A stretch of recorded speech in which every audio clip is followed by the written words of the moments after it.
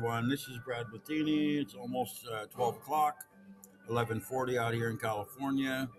Really wanted to thank all you guys for your comments and such on TradingView and YouTube. Um, the reality is I'm trying to share, trying to help, trying to give you guys an opportunity to make money. And I know that I'm not going to be doing this all the time.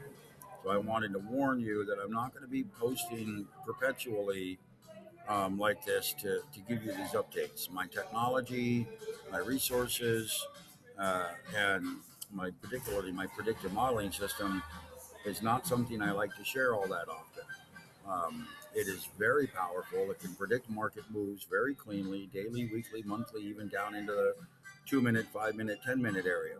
But the reality is, it's not something I really share out in public that much. Now, what I wanted to talk to you guys about was where we're at. And this is a NASDAQ chart. I've highlighted this flagging formation that's setting up in here. You can see we've kind of had this double basing formation right here and here.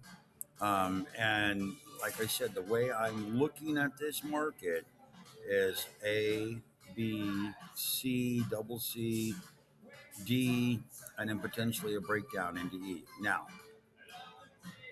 the way these D and E patterns typically work is we could get quite a bit of volatility. So now, the Nasdaq in this particular case has broken below my support levels here. We're pushing a bit further downward potentially. I think the markets have kind of reached the end of the day here, although I think we could move into more extended downward trending.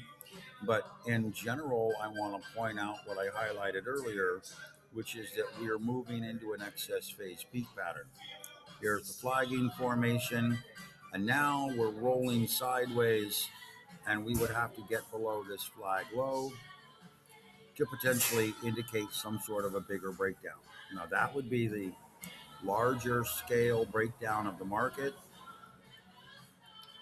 And if that happens, it could be very interesting into Q1 and Q2 of 2026. Now, an invalidation of that pattern would be a move up above this level here, 26,300 roughly. So at this particular point, we're moving, and I'm going to move this over here and share with you some information. We're moving into, again, volatility.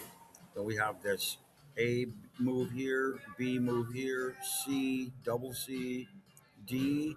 We could move into some extreme volatility through here. And what I really think is going to happen over the next couple of days, just to give you a heads up, we could see continued downward trending down into this area, and then possibly a base rolling back up into this area into the end of January 26th, 27th, 28th, then moving into a further breakdown.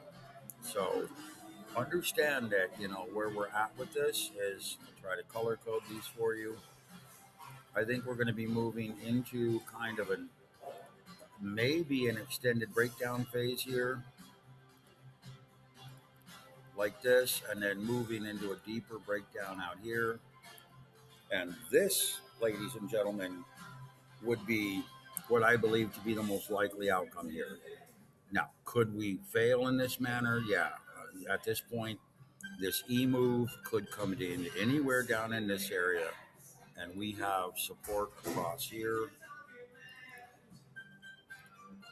Sorry, I'm in a Starbucks working today. Or across here,